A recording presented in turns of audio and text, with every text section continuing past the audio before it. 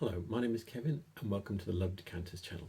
So yeah, today I'm not going to be talking about glass. I'm sorry, but yeah, I was selling something and I thought I could make a video with this because it's quite interesting and just show you some common features about if you were going to buy a chest of drawers, what you'd be looking for, what shows bits of originality, also what shows levels of quality that you get.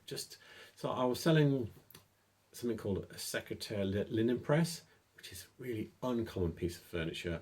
You get secretaires which are uncommon to start with, which is it could be any sort of cupboard with a drawer in it, okay, but the drawer converts into a desk. You can pull the drawer out and flop the front down, and you'll usually have cubby holes and stuff to go with it, so you can then do your business at your desk. When you finish, you can just flip the front back up and close it as a drawer, lock everything away. And a linen press is actually a cupboard with, instead of having, so you got your doors open and it has sliders in, so they're like drawers without proper fronts on. They're not like, don't have drawer handles. So mine has got like 5 sliders in the top half as a cupboard, and then it's got this big secretaire drawer in it, and then it's got 2 normal drawers. So, but I'm going to talk about chest of drawers really, because that's what you should be, what you're more commonly going to see, and I'll show you some of the features of it. Here's a quick picture of what it looks like before I start.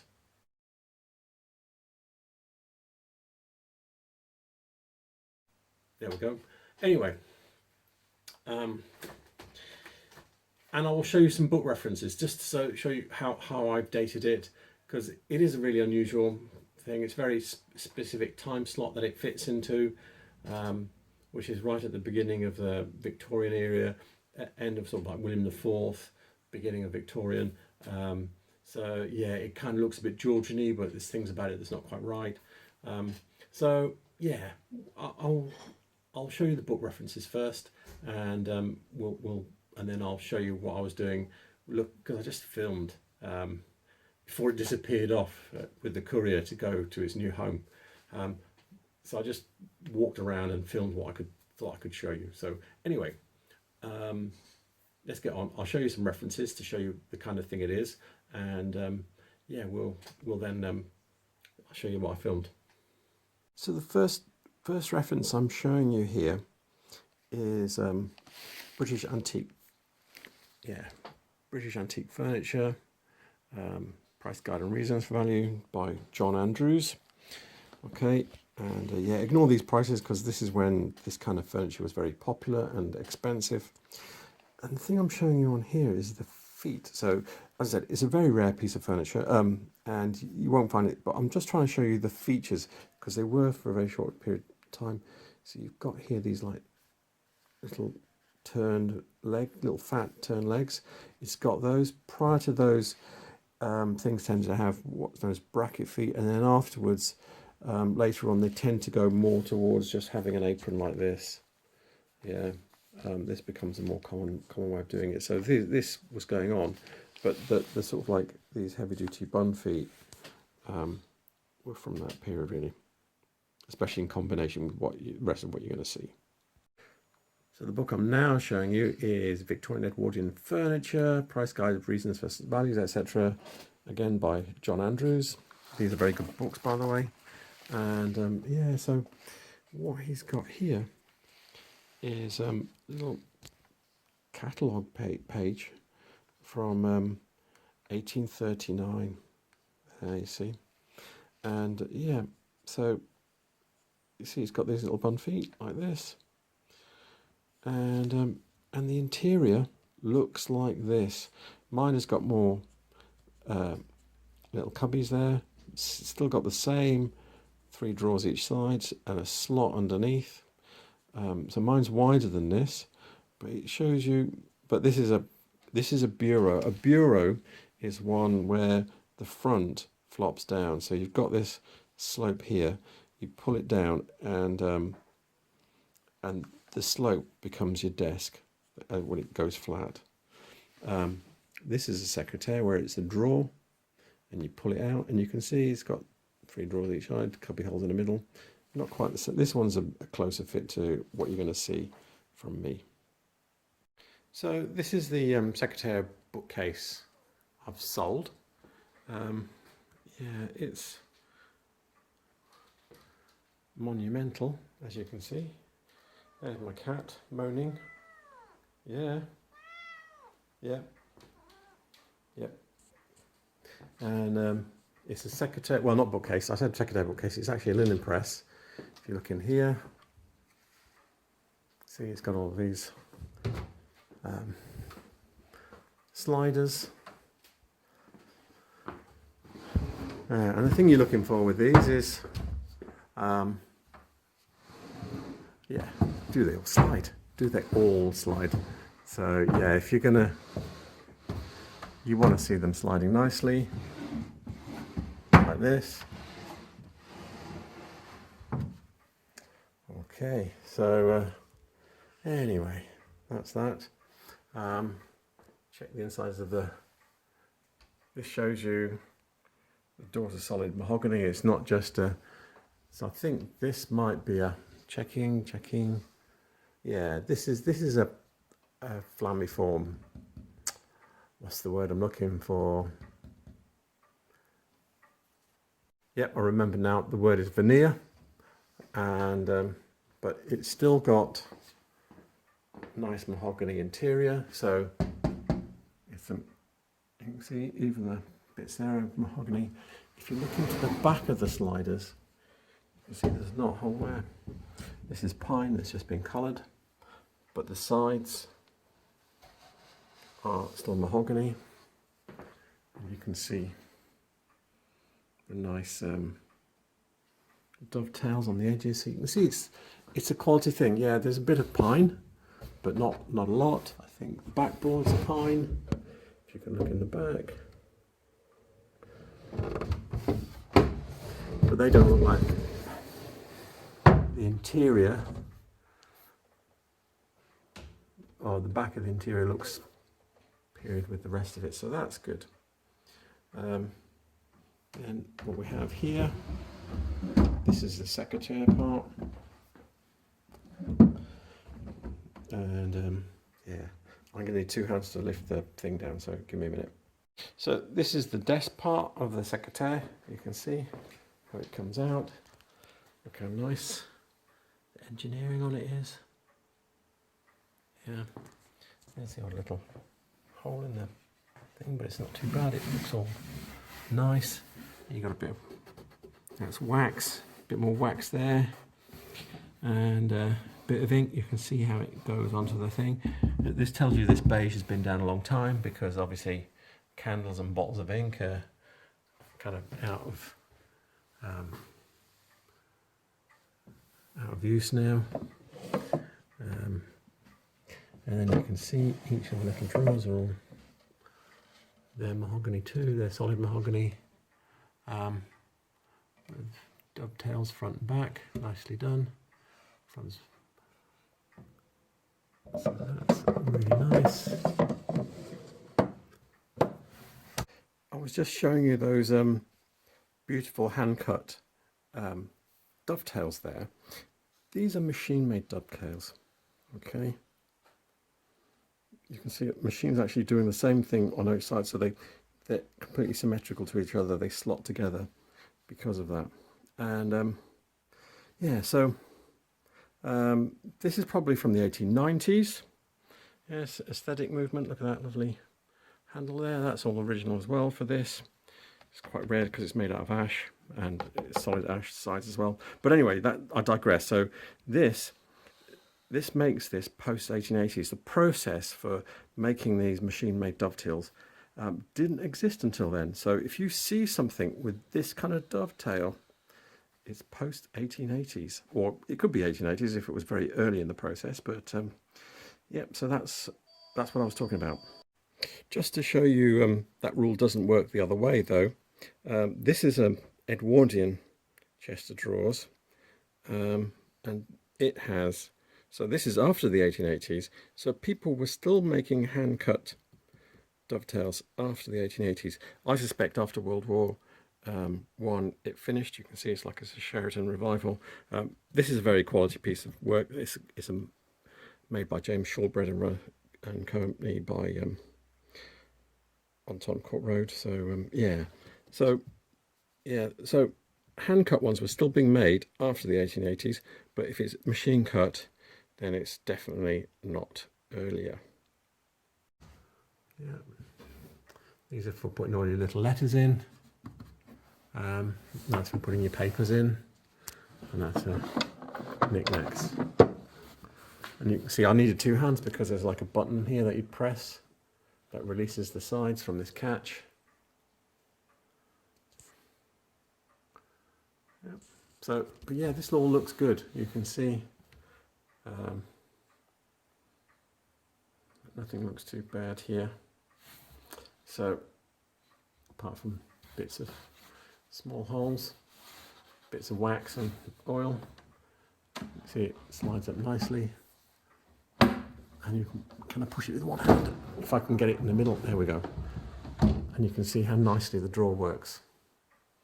And yeah, it's lockable.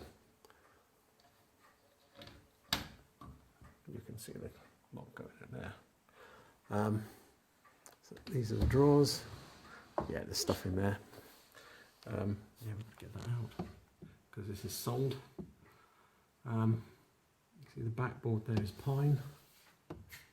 It's been coloured to make it look like the rest of it. Nice veneer. If I flip this round so we can see the back of the drawer, this is important. Can you see? Can I get it right? Hang on, come back a bit. Get it to the right place. Where's the handle gone? There we go. There you go, there's a single hole. That's what you want to see on the back of a drawer. You want to see, you don't want to see messed around. You don't want to see other marks for other holes. This means that the handles are original. Yeah.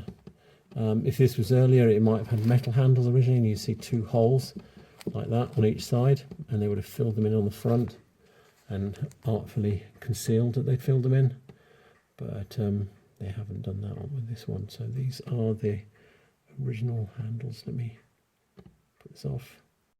The other thing, you need to look carefully at the handles. Are they all whole? Are they all properly matching? Yep, they are. They're all mahogany as well, so that's all good. And also the state of them.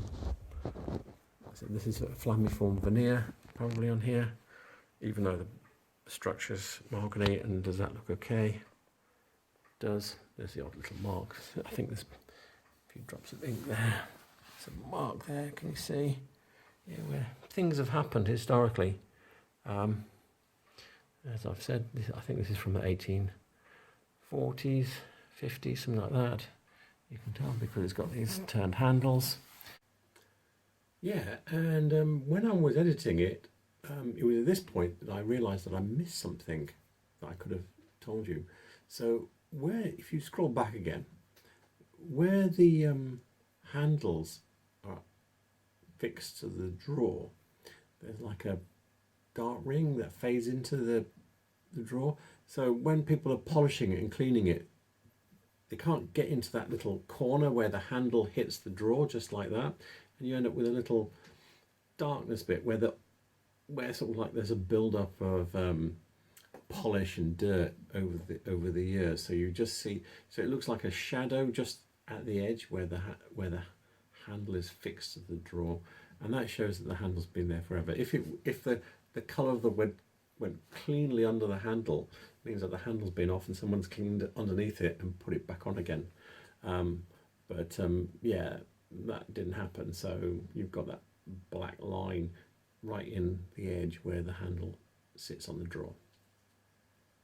And these little turned feet, solid mahogany as well. And yeah, they're all matching, front and back. question you have to ask is the top and the bottom of marriage. The wood looks similar textures. And if you look at the sides then, the wood looks very similar. Yeah, look at this, there's a bumpings there and everything, but yeah, this is 170 years old plus. So you expect to see this has been moved house several times. There's like a mark here, but nothing's, there's no splits. That's what you're looking for. Splits and replacements, bits of inserted wood, etc. Things that show that it's had a major catastrophe. And yeah, there's none of those. It's all looking good. And then if I go around the back, see, these look like really old backboards. You can see how the boards are chamfered into the frame of the back, and yeah, it's more like planks at the bottom there. But it all looks like it's all goes the way this goes to the edge here is nice, all nicely done. And screws look like they're as old as they should be. So yeah, this, if you see the side is solid mahogany, and this, it looks like it's all been cut at the same time and put together at the same time. And there's no, sometimes you might see one side looks like it's been painted and or stained to look like it's trying to match, and they don't really quite work. I'm not seeing that here. Work here at the back, where you can see back of the foot has been just flattened out to make it match, but apart from that it's turned just the same. And someone else wants to get in this picture. What are you doing? What are you painting me for? Eh? So yeah, we bought this when we thought it was nice when we bought it. We've sold it now. It's still nice. The guy that's bought it has got a nice thing on his hands, and yeah, we've used it as a home office because you can just pack it away as a desk. There we go. So I hope you enjoyed that little trip into antique furniture. Yeah, I know, but I thought, yeah, I don't sell much stuff. I've had that linen press secretaire for like 20 years. Bit sad to see it go, but it's too big. I moved house a few years ago. I used to live in a Edwardian house where the ceilings were 2 foot higher. I now live in a 1930s house, and it just felt so overpowering, and we were having some work done on the house, so we thought, okay, let's say goodbye to it and get something a bit more smaller. So yeah, I am out on the hunt. So not only will I be looking for glass when I'm out scouting about, I'm going to be looking for a new desk and a couple of other little bits and pieces after we've done all the work that we've done. So yeah, all that furniture is massively unfashionable now. So there's bargains out there. I mean, I've come away after paying eBay its fees. I've come away with £430 for that, and I think we paid about 700 or 800 for it. But if you go back even further than if you go back another 10 years, because it was already unfashionable 20 years ago, it's just become even more so. And if you go back even further, it was probably worth, 30 years ago when that book we were looking at was made, it was probably, £1,500 or something like that. And in today's money, it was probably over £2,000 plus, but people don't want it, even though it's a really big quality piece of furniture. In today's world, it has a use, because that can be your whole office. You can keep everything in there. There's so much space in it, and then you can just pull your desk out, do your work, close your laptop up, close it back up, and put it away, and away you go. You know, lock it even, because it's got locks. The top and the bottom still lock. So yeah, but nobody's interested in that look. Yeah, ceiling's much lower. It is 7 foot tall, and yeah, I think my ceiling's about 9 in here. And in my old house there were 11, so it looked kind of quite nice in the old house, but it does feel a bit overpowering in this house. So anyway, I think I've finished with that chat on that. I will put the books I reference in the description, and yeah, please like and subscribe, because I will be going back to glass. I'm planning to pop out tomorrow to go and see another antique centre. Not a new one, I've been before to this one, but anyway, yeah, please like and subscribe, and I'll be doing more videos. Thank you. Bye.